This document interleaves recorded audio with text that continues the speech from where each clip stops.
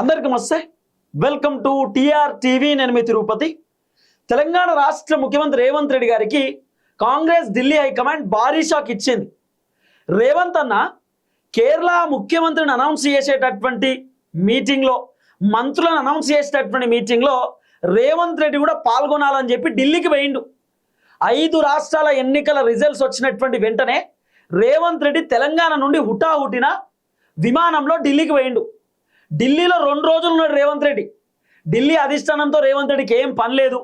తెలంగాణకు సంబంధించినటువంటి ఇష్యూ పైన ఏమైనా ఢిల్లీకి పోయినా అంటే కూడా కాదు, ఉత్తగానే ఢిల్లీకి పోయిండు. దాదాపు 2 రోజులు రాహుల్ గాంధీ అపాయింట్మెంట్ కోసం రేవంత్ రెడ్డి ప్రయత్నించిండు, వెయిట్ చేసిండు. రేవంత్ రెడ్డి ఇంట్లోనే కూర్చున్నాడు.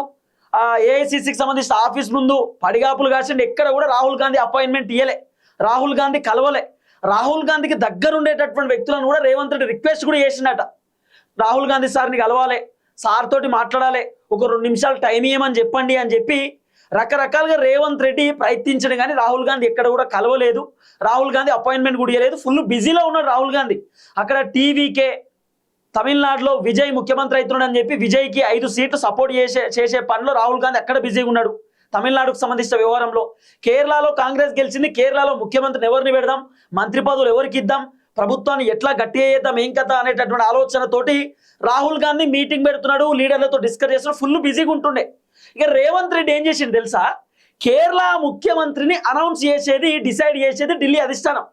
కేరళలో మంత్రివర్గాన్ని డిసైడ్ చేసేది కూడా ఖచ్చితంగా కాంగ్రెస్ ఢిల్లీ అధిష్టానం ఒక మీటింగ్ పెట్టుకుంటారు, ఏఐసిసి మీటింగ్. ఆ మీటింగ్లో మరి ఎవరికి ఇవ్వాలి, ముఖ్యమంత్రి పదవి కేసీ వేణుగోపాల్కి ఇవ్వాలా, వేరే వాళ్ళకి ఇవ్వాలా, ఎవరికి ఇవ్వాలనేది పూర్తి స్థాయిలో డిసిషన్ తీసుకుంటారు. ఆ డిసిషన్ తీసుకునేటటువంటి మీటింగ్లో రేవంత్ రెడ్డి కూడా పాల్గొనాలని చెప్పి రేవంత్ రెడ్డి ఢిల్లీకి పోయిండు. అసలు రేవంత్ రెడ్డి ఏమనుకున్నాడు అంటే, ఇప్పుడు మన తెలంగాణ యాసలో భాషలో ఒక సామెత ఉంటుంది, ఇటేట్ రమ్మంటే ఇల్లంతా నాదే అని అంటారు చూసిరా. రేవంత్ అన్న కూడా గట్లనే. ఏదో రేవంత్ రెడ్డిని కేరళ ఎన్నికల ప్రచారానికి తీసుకుపోతే రేవంత్ రెడ్డి ప్రచారం చేసిన తర్వాత, కేరళలో కాంగ్రెస్ గెలిచిన తర్వాత రేవంత్ అన్న ఏం చెప్తాడు, నేను చేయబట్టే కాంగ్రెస్ అధికారంలోకి వచ్చింది, నేను చేయబట్టే కాంగ్రెస్ గవర్నమెంట్ ఫామ్ అయింది, నేను ప్రచారం చేస్తే అక్కడ మొత్తం గెలిచిరని చెప్పి రేవంత్ రెడ్డి డైలాగులు వచ్చిండు. సీన్ కట్ చేస్తే రేవంత్ రెడ్డి ప్రచారం చేసేటటువంటి నియోజకవర్గాలు మొత్తంలో 2 నియోజకవర్గాలు గెలిచినాయట, జస్ట్ 2.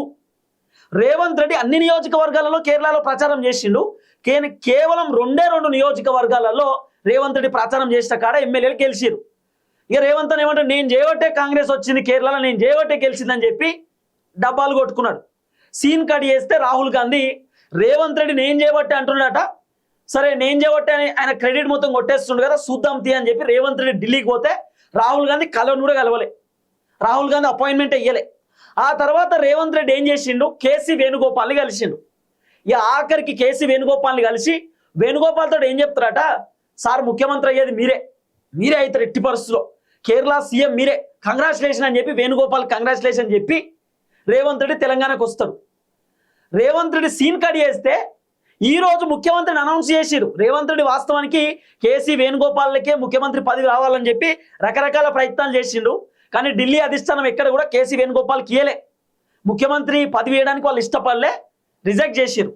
వేణుగోపాల్ ప్లేస్లో ఎవరిని సత్యనారాయణ ఎవరో ఇచ్చారు కదా, సతీశన్, కేసీ వేణుగోపాల్ ప్లేస్లో కేరళ ముఖ్యమంత్రిగా విడి సతీశన్ అని చెప్పి ఆయనను అనౌన్స్ చేసిండు ఢిల్లీ అధిష్టానం. రేవంత్ రెడ్డి ఏమో కేసీ వేణుగోపాల్ ముఖ్యమంత్రి ఉంటే చాలా బాగుంటుంది కేరళలో. రేవంత్ రెడ్డి బాధ ఏంది, ఇప్పుడు చంద్రబాబు నాయుడు రేవంత్ రెడ్డికి బాగా దగ్గర. రేవంత్ రెడ్డికి ఆంధ్రాలో ఏమైనా పని ఉంటే చంద్రబాబుతో చేయించుకుంటాడు.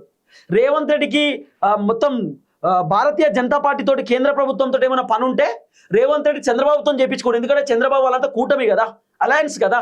ఏదున్నా చంద్రబాబు తోటి రేవంత్ రెడ్డి ఏ పనన్నా చేయించుకుంటాడు. ఆంధ్రాలో ఏమైనా పనున్నా చేస్తాడు.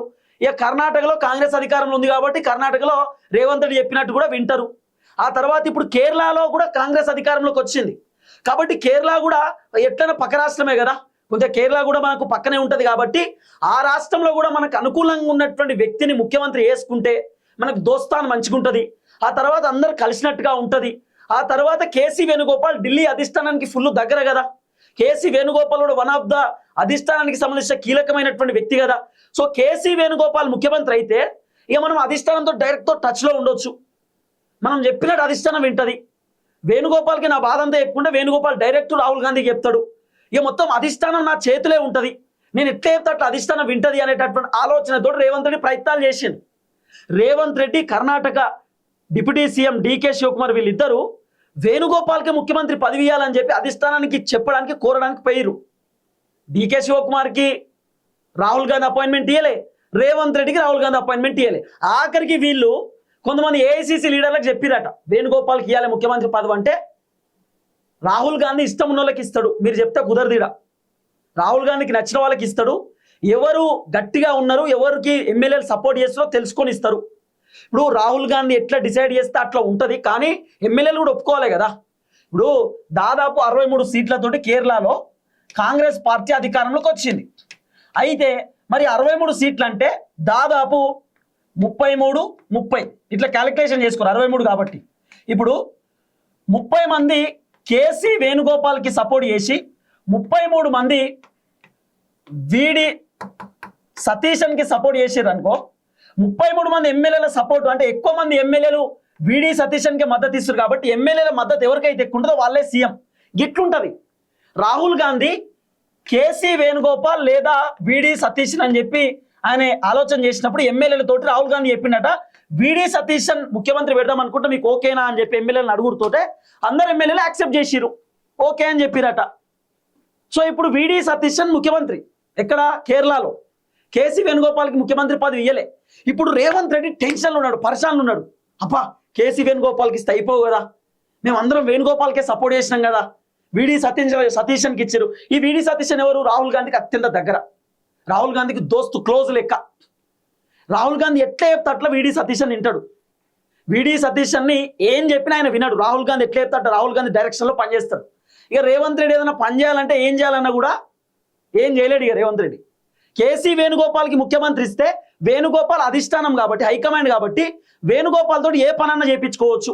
అవసరం అనుకుంటే మంత్రులు ఇక్కడ సకా పని చేయకపోతే ఎమ్మెల్యేలు ఎవరైనా ఓవర్ యాక్షన్ చేస్తే తెలంగాణలో ఎంపీలు ఓవర్ యాక్షన్ చేసినా, ఎమ్మెల్సీలు ఓవర్ యాక్షన్ చేసినా, కాంగ్రెస్ పార్టీ లీడర్లు ఓవర్ యాక్షన్ చేసినా డైరెక్ట్ వేణుగోపాల్ తోటి వార్నింగ్ ఇప్పించవచ్చు, వేణుగోపాల్ తోటి కంప్లైంట్ ఇప్పించవచ్చు, వేణుగోపాల్ తోటి డైరెక్ట్ వీళ్ళని తీపియవచ్చు. ఆ ప్లానింగ్ కూడా రేవంత్ రెడ్డి చేసిండేమో, కానీ వర్కౌట్ కాలే. అసలు మస్తు ప్రయత్నాలు చేసిండు రేవంత్ రెడ్డి, కేసీ వేణుగోపాల్కి ముఖ్యమంత్రి పదవి రావాలి కేరళలో అని చెప్పి, ఫ్లాప్. అది వర్కౌట్ కాలే. బహుశా మరి రాహుల్ గాంధీకి అర్థమైందేమో ఇదంతా రేవంత్ రెడ్డి కావాలని చేస్తుండు, లేకపోతే రేవంత్ రెడ్డి ఢిల్లీకి వచ్చి 2-3 రోజులు ఎందుకు కూర్చుంటాడు ఒక ముఖ్యమంత్రి? తెలంగాణలో ఏం పనిలేదా? ఢిల్లీ పోయి కూర్చున్నాడు 2 రోజులు. రాహుల్ గాంధీ అపాయింట్మెంట్ కోసం పడిగాపులు. సార్ ఓ 2 గంటలు కలుస్తాం, ఓకే 2 నిమిషాలు కలుస్తాం, ఒక గంట సేపు కలుస్తాం, ఒక్క సెకండ్ కలిసి వస్తా, నమస్తే చెప్పిపోతా, ఫోటో అన్న దిగుతా, ఇట్లా విశ్వ ప్రయత్నాలు చేస్తే ఎక్కడ కూడా అపాయింట్మెంట్ ఇవ్వలే.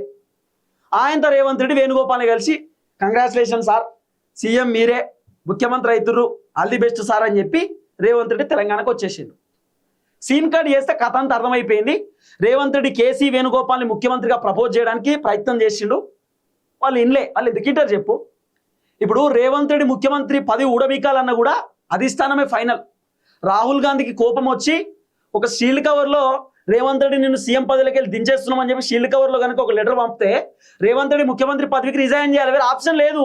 హైకమాండ్ ఎట్లా చెప్తే అట్లా రేవంత్ రెడ్డి వినాలి. రేవంత్ రెడ్డి ఏం పర్మనెంట్ కాదు, కాంగ్రెస్ పార్టీకి ఏం ఓనర్ కాదు, రేవంత్ రెడ్డి జీతగాడు.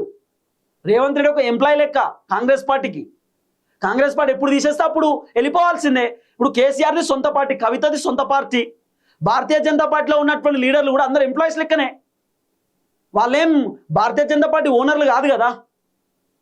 ఇప్పుడు కేసీఆర్ ఉన్నాడు, కేసీఆర్ ముఖ్యమంత్రి అయినాక మంత్రులు ఉంటారు, మంత్రులు చక్కగా పని చేయకపోతే తీసి పడేస్తారు, వేరే వాళ్ళని పెడతాడు, పర్మనెంట్ కాదు. అసలు రేవంత్ రెడ్డి సొంత పార్టీ ఏం కాదు కాంగ్రెస్. రేవంత్ రెడ్డి ఒక ఎంప్లాయీ లెక్క. రేవంత్ రెడ్డికి ఒక ముఖ్యమంత్రి అనేటటువంటి ఒక పదవి ఇచ్చారు, ముఖ్యమంత్రి అనే ఒక జాబ్ ఇచ్చారు. ఆ జాబ్ సక్రమంగా చేయాలి, చేయకపోతే తీసేస్తారు.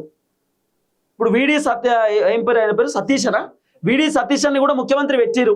రేపు మా మంచి పని చేయకపోతే తీసేస్తారు, వేరే వాళ్ళకి ఇస్తారు ముఖ్యమంత్రి పదవికి, అంతే హైకమాండ్. అట్లని రేవంత్ రెడ్డి చెప్పినట్టు అధిష్టానం ఏం వినరు.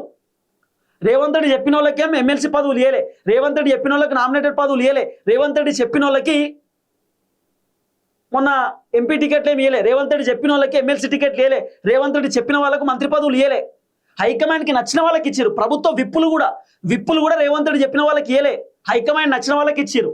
ఇవన్నీ వాస్తవం జరిగినాయి. రేవంత్ రెడ్డి ఎన్ని చేసినా ఫెయిల్. ఏం చేసినా రాహుల్ గాంధీ వింటలేడు, రాహుల్ గాంధీకి రియాలిటీ తెలుసు.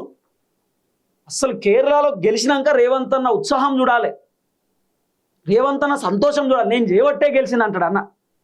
మేము ఇట్లా పరిచయం ఏ క్యారే కైసా ఐసా కైసారే అని మేము అన్న ప్రచారం మొత్తం చేస్తే 2 సీట్ల గెలిచింది. అది కూడా ఆ ఎమ్మెల్యేలకు అక్కడ మంచి పేరు ఉన్నది, ఆ ఎమ్మెల్యేలకు అక్కడ మంచి పేరు ఉన్నది కాబట్టి గెలిచారు. ఈయన చేసింది ఏం లేదు. ఇప్పుడు ఓడిపోతే ఏమంటుండే రేవంత్ అన్న అంటే, నేను మస్తుగా ఫైట్ చేసిన ప్రయత్నించిన కానీ వాళ్ళే చక్కగా తిరగలే అంటాడు. గెలిచింది కాబట్టి నేనే అంటున్నాడు.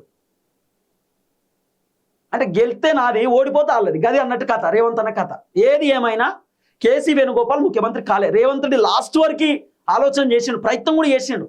వాళ్ళతో వీళ్ళతో మాట్లాడినట్ట, వేణుగోపాల్ ఉంటేనే సూపర్ ఉంటుంది, కేరళ మొత్తం అభివృద్ధి జరుగుతుంది, కేసీ వేణుగోపాల్ లాంటి వ్యక్తి ముఖ్యమంత్రి ఉండాలి, సూపర్ ఉంటుంది, హైలైట్ ఉంటుంది, ఆయన మొత్తం అధిష్టానం ఆయన చెప్పినట్టు వినాలి, హైకమాండ్ ముఖ్యమంత్రి కుర్చీలో కూర్చోవాలి, ఇంత బాగుంటుంది, ఆయన చాలా కష్టపడ్డాడు, చాలా సీనియర్ లీడర్, ఆయన లాంటి వాళ్ళు ఉండాలి ముఖ్యమంత్రి కుర్చీలో అని చెప్పి రేవంత్ రెడ్డి రకరకాలుగా చెప్పినా రాహుల్ గాంధీ యాక్సెప్ట్ చేయలే. లేదు వేణుగోపాల్ హైకమాండ్ ఏ పోస్ట్లో ఉన్నాడు అదే పోస్ట్లో ఉంటాడు, ముఖ్యమంత్రి పదవే మొద్దు అని చెప్పి రాహుల్ గాంధీ డిసైడ్ చేసి మొత్తానికి కేసీ వేణుగోపాల్కి ఇయ్యలే.